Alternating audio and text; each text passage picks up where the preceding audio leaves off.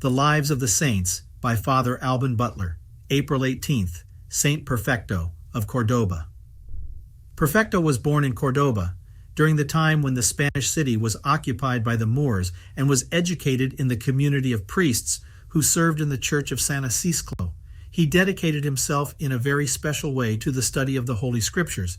Ordained a priest, he devoted his time to instructing and consoling the faithful who were groaning under the yoke of their oppressors. One day he was arrested in the city by some Arabs who forced him to tell them what he thought about Jesus Christ and Muhammad. Perfecto explained to them what the Church teaches about the divinity of our Lord and about his mission as Redeemer of the human race.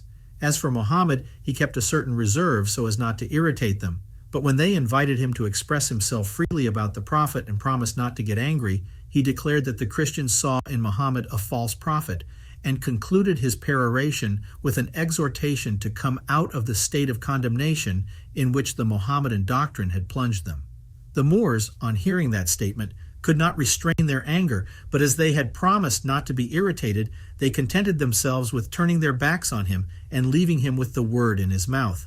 However, while Perfecto returned in peace to his community, the Moors conspired to seek the means of avenging their prophet.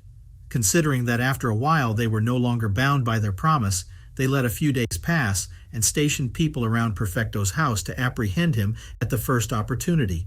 The emissaries seized the priest and brought him before the Moorish judge as a blasphemer.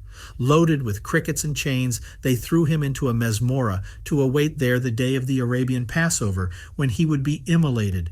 In the meantime, Perfecto prepared himself for martyrdom with fasting and prayers. On the day of the Arabian feast, he was taken from his prison and brought to the place of execution.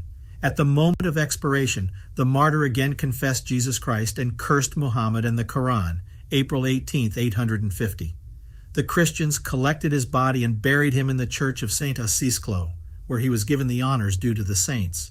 Eusebius inscribed the name Perfecto in the Roman martyrology.